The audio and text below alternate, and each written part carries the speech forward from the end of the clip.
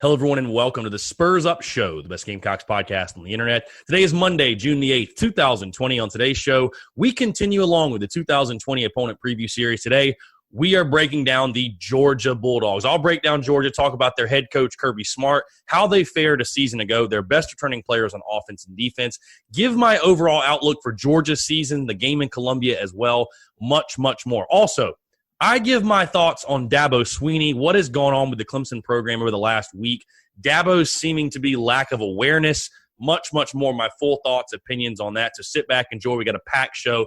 It's all brought to you by our friends over at SeatGeek. SeatGeek, the best ticket buying app by far, the only ticket buying app I use, and the only one I recommend. Go download the SeatGeek app or go to SeatGeek.com. Use the promo code SPURSUP. You're going to save $20 off your first purchase. Guys, sports are on their way back. I know you guys saw we're getting NBA back. Hopefully MLB is going to come along. College football, I think, is going to happen, and hopefully we're going to have some fans in the stands. If you need your tickets, when sports do come back, you want to be the first to get your tickets, right? Whenever you go get your tickets, SeatGeek is changing the way we all buy tickets. They're making it super simple, super easy. They got a great ticket rating system which rates the tickets for you based on the type of deal you're getting, guys. So never again you have to worry about scalping. You have to worry about wondering what I'm paying for, where am I sitting, what type of deal am I getting. They're going to take care of all that for you. The worst things ever is you get in the stadium, you get in your seats, you're talking to the person next to you, they're like, oh, yeah, I got my tickets for $20, and you realize you paid $80 and you overpaid or whatever it may be. You feel like an idiot. SeatGeek takes care of all that for you. They make it super simple, super easy. They're going to give you that peace of mind when you click the buy button so that you know you're making the best absolute purchase you can make, and then you can just simply go enjoy your event. Again, they take care of all of it for you. So go download the SeatGeek app or go to SeatGeek.com. Use the promo code SPURSUP, that's SPRSUP, to save $20 off your first purchase. Let's get it.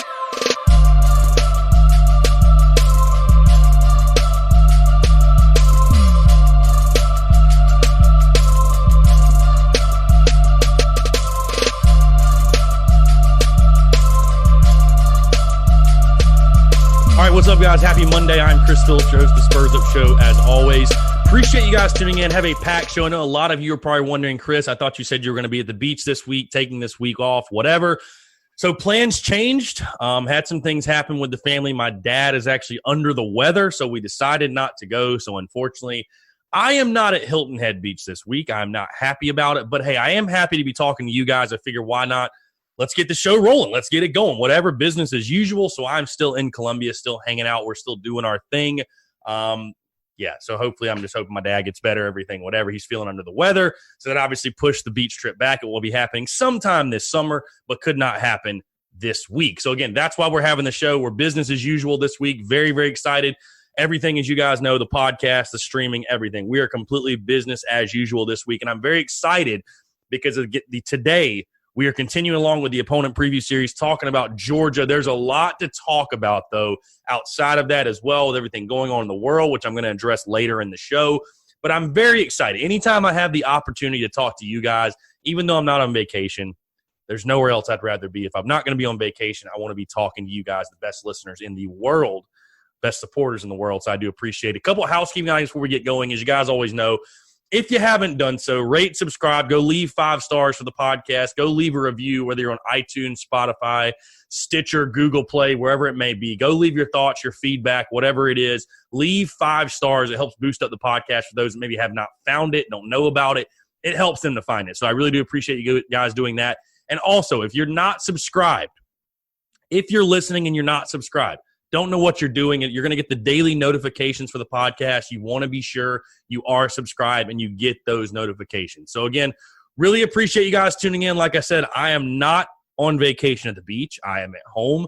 But we're talking football. We're keeping it going. Off-season content is in full steam ahead.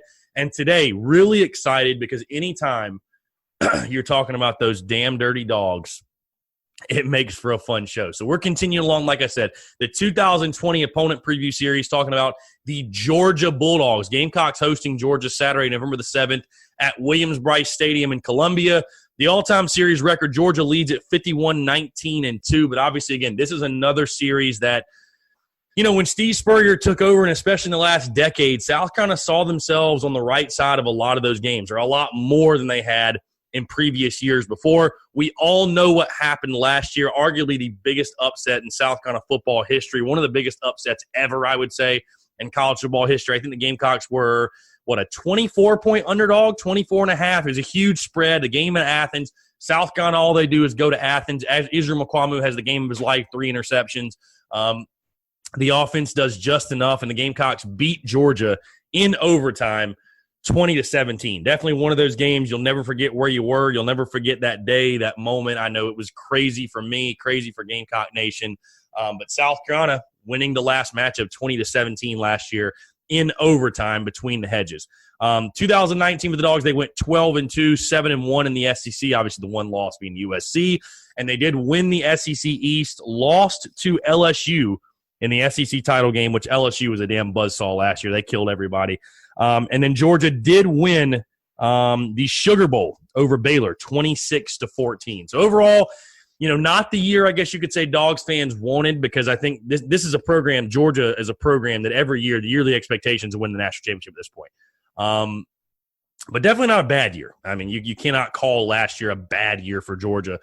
Their head coach, Kirby Smart, coming into his 5th season, 44-12 in his first 4 years. And after a rocky first year, I might add, the 3-year stretch they are on, 36-7 over the past 3 seasons, with 3 SEC championship game appearances, 1 SEC title. They've won the Rose Bowl and the Sugar Bowl, and they went to the national title in that span as well. So Kirby's got that thing rolling at Georgia. And we all know what they've done on the recruiting trail as well. They're top 5 in recruiting every single year. I think they've been number 1 or number 2 a couple of times. So Kirby Smart and company, they have got it rolling in Athens right now. We take a look at how they fared last season. I already talked about the record, but let's go game by game and week by week. Georgia started out very good. Won their first 5 in a row. Won at Vandy, beat Murray State, beat Arkansas State, beat Notre Dame, which was a big nationally televised game, beat them 23-17. Crushed Tennessee at their place 43-14. So they came in that game 5-0. Remember, South Carolina was kind of reeling, if you will, especially after the early season loss to North Carolina. But the Gamecocks find a way to get the huge upset, 20-17 in Athens, which obviously shocked the college football world. It shocked me, even as a fan. It completely shocked me. Georgia then, though, proceeded to win their next 6 in a row to close out the season. Beat Kentucky, beat Florida in the annual matchup in Jacksonville, beat Mizzou, beat Auburn, beat Texas A&M, and crushed Georgia Tech to end the regular season at 11-1, 7-1 in the SEC.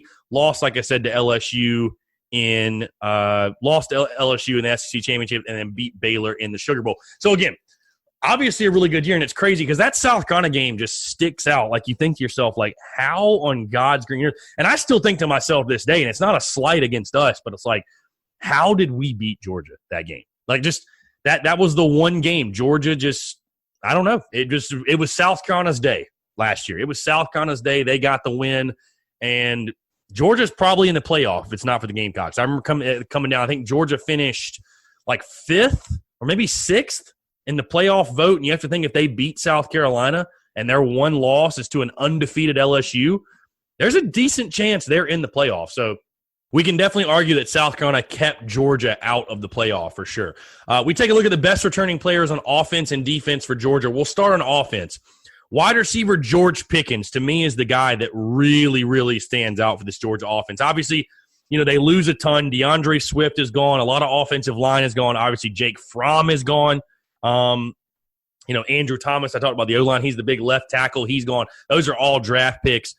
But they do return George Pickens, who, as a true freshman, guys, 49 catches, 727 yards, and 8 touchdowns as a true freshman. Phenomenal season, 6'3", 190. It's assumed that Jamie Newman, the Wake Forest transfer, is probably going to be the new quarterback for Georgia this year. He has been named the starter. George Pickens definitely going to be his go-to target. No questions asked. Pickens, I think, one of the best receivers in the SEC. I forget where he's been put as far as preseason all-SEC teams, but a guy I imagine probably either on the first or the second team. One of the better receivers in the SEC. I think he's going to absolutely tear it up as a sophomore this year. Best returning player on defense for Georgia. And I went back and forth on a couple of names because I think there are a couple of different guys that deserve this. But I'm going inside linebacker Monty Rice. Monty Rice, 89 tackles, 3 tackles for loss a season ago. He is their leading returning tackler, a senior, and a guy who's a true leader of their defense. I kind of look at him at kind of what T.J. Brunson was for the South Carolina defense. Just that leader in the middle, that guy who you can depend on week after week. I mean, I went through and looked at his stats. Last season, and I don't think there's really one week or one game that really jumped out to me last season. He's just a consistent player week after week. Like, it's nothing, I wouldn't say it's anything crazy like he had some 20-tackle game last year. It's just week after week after week, he's up there 7, 8, 9, 10 tackles. So definitely a solid guy in the middle. But I will say, the other guy I want to talk about, Richard LeCount, the safety, comes back. He returns 4 interceptions last year. Georgia with one of the best secondaries in the entire country, and LeCount is definitely one of those guys who is a leader for them back there. So definitely a guy. He is a turnover machine. He is an absolute turnover machine for the Dogs, no question. You take a look at the overall outlook for Georgia, and let's talk about the 2020 schedule for the Dogs. You go down the list here. They open up the season in Atlanta against Virginia, then have East Tennessee State at home, at Alabama, which is a huge Week 3 matchup in Tuscaloosa. Then they have ULM, Vandy, Auburn, at Mizzou, Florida and Jacksonville, which is obviously the other huge matchup, at South Carolina, November the 7th, Tennessee, at Kentucky, and then Georgia Tech at home. I take a look at that schedule just off the bat. I think Georgia is at worst a 10-2 team. I probably will be picking them to go 11-1. I think out of at Bama and Florida, I think they'll split those two. I do not think they lose them both. I've got Georgia, again, probably 11-1. Listen, I know that Florida is the sexy pick. Florida's the sexy pick to win the SEC East. If you look at any college football analyst right now, or a lot of them at least, a lot of people are picking Florida to win the SEC East, which makes me want to pick Georgia to win the East that much more, honestly. Florida's that trendy pick right now, and Georgia's going to show up and be like, hey, don't forget about us. What about us? We're here. Yeah, we lost some stuff, but if Jamie Newman pans out, Georgia runs away with the East again, in my opinion. And that's, talking about just the overall outlook for the Dogs. That's got to be the biggest storyline, I think, of the offseason for Georgia this year, and that is Jamie Newman. The Wake Forest transfer, you take a look at his game, and I think it's going to be interesting, not just Jamie Newman, but the offensive identity and the evolution of their offense. Jamie Newman's stats a year ago, you look at Wake Forest, he threw for 2,868 yards, 26 touchdowns, 11 picks, but he also ran it 180 times, 574 yards, and 6 touchdowns. So a guy who's a dual-threat guy and is a playmaker. And, again, I think it's going to be interesting because Georgia is going to be going to a completely different offensive scheme than what they're used to. Offensive coordinator Todd Monken, it's not going to be that 3 yards in a cloud of dust and that I formation play-action type of offense. I think you're going to see a lot more RPO, a lot more spread. And is that system and that scheme, is that going to work in Athens? I think that's the biggest storyline because, listen, I think Georgia defensively is loaded. They're loaded defensively. And they return, it's a defense that last year, taking a look at the stats here, Georgia last year, they led the nation in scoring defense, 12.6 points per game, and you return 8 starters from that. They're going to be fine defensively. It's all about offensively. Can Jamie Newman be the guy? I think offensive line will be a bit of a question as well because they lost so much, but it's all going to come down to the play of Jamie Newman and how he fits into their new offensive scheme. Especially with, everybody lost spring ball. I get it, but losing spring ball is definitely tough because you lose out on those practices to incorporate that new scheme, that new system. I think it's going to be, it's going to be very interesting to see. But I think Jamie Newman's a solid player. Again, how does he transition going from Wake Forest and the ACC to SEC competition? Now, I get it. His supporting cast is going to be much, much better. But there's no question in my mind that is the number one storyline for Georgia going in this offseason. It's crazy. I talked to Georgia fans a lot. A lot of them didn't like Jake Fromm. A lot of them thought he was just a game manager, was inconsistent. I thought the guy was pretty decent. I know he played like shit against South Carolina, but I thought the guy was pretty decent. But I think if Jamie Newman can pan out, that's going to be the thing that pushes Georgia over the edge from being just winning the East and getting to Atlanta to being a true national championship contender. I really think so. I think that's the thing that could really push Georgia over the edge. Like I said, I talked about, what is the offensive identity? Can you transition with Jamie Newman under center? You take a look at their schedule. I think the 2 weeks that are simply going to define the Georgia season is at Bama and Florida. Those two games, and I don't think I'm making some bold statement there by saying that. Those two games are going to define the season for Georgia. The question outside of that, though, is will Georgia? Will Georgia? I'm not taking anything away from South Carolina last year, but Georgia is always good for one of those games, right? One of those letdown games. They don't play their best, and boom, they lose one they shouldn't. Can Georgia avoid that type of upset? I take a look at their schedule. I wouldn't call at Missouri a really point for an upset. Obviously, at South Carolina is going to be one to watch because Carolina beat them last year. Tennessee at home maybe could be a spot for an upset. But, Auburn at home will be a tough game. Bo Nix and Gus Malzahn, that big rivalry.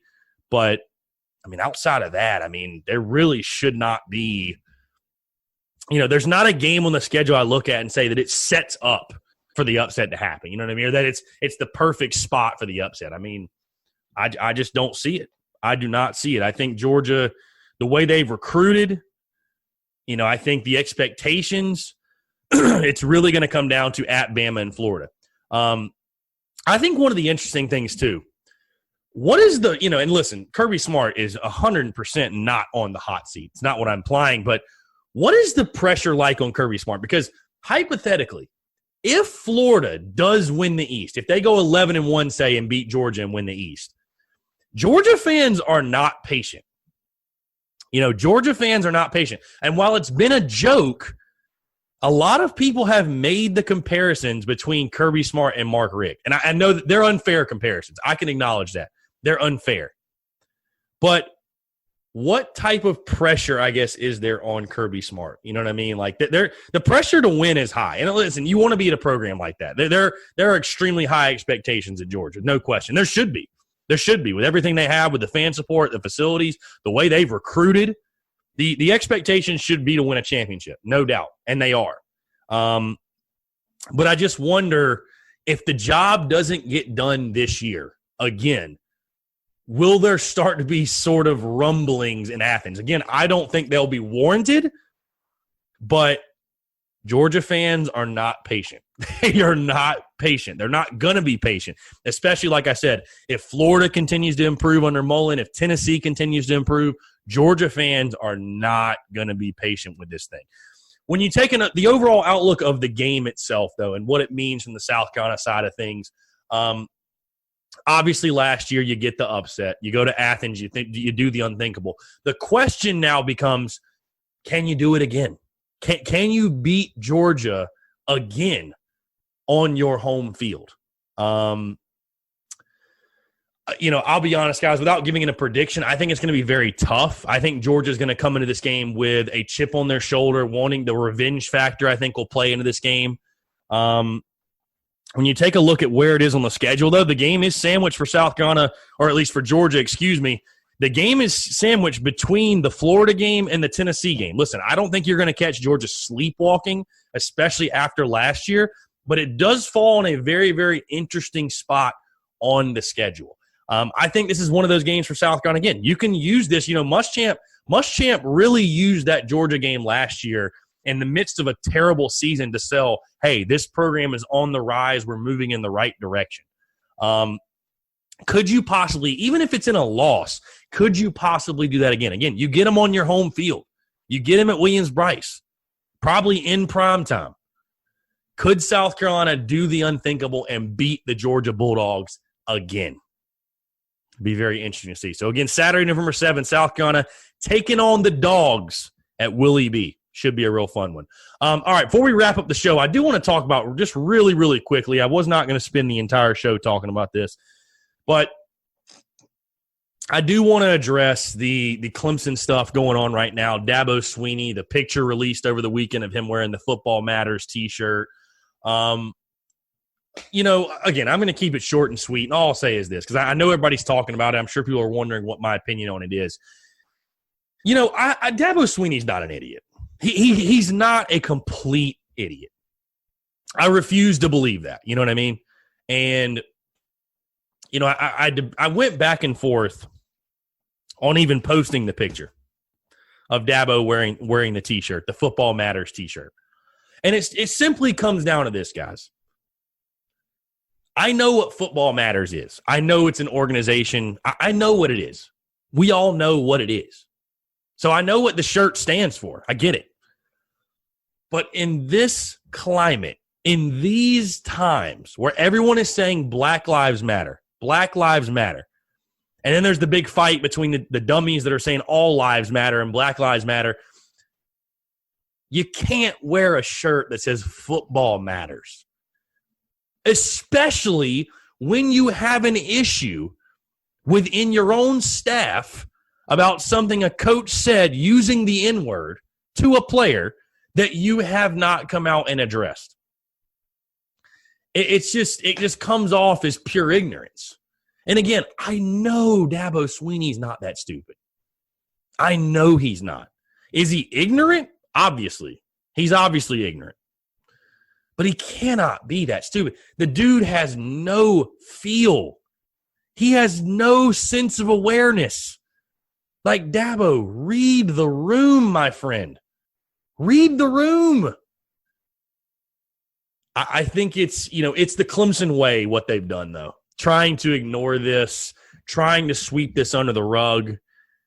It's insane with everything going on in the world. I mean, I give Muschamp hell. I give him pure hell because of on-the-field results. If you take away on-the-field results, Muschamp is the model head football coach. Even Muschamp's out there marching with his players. We saw it on Friday in Columbia. Marching with his players. And like I said, I'm not trying to get into this deep conversation about these issues and, everything, whatever. Like, this is not a political show. I'm not a political scientist. But Dabo just showing a complete lack of awareness right now. I can't believe how ignorant he's being about all this stuff. I truly can't. I truly can't. But it comes off to me as like, I'm not trying to put words in Dabo's mouth or say this is how he feels, but it comes off to me as Dabo's a guy. He just don't give a shit, bro. He just wants to coach football. And that's all he wants to do. He don't give a damn about none of this other shit going on. He just wants to coach football. But Dabo, you have to care about these things. You have to, especially when your team is full of African-American kids. You have to. You just have to care. You don't have a choice because your lack of response comes off as ignorance. And it's funny because, I don't really even have to say anything about it. He's getting blasted nationally. It's just, it's crazy. It's nuts, man. But the Football Matters T-shirt, Dabo, I understand what Football Matters is. I get it.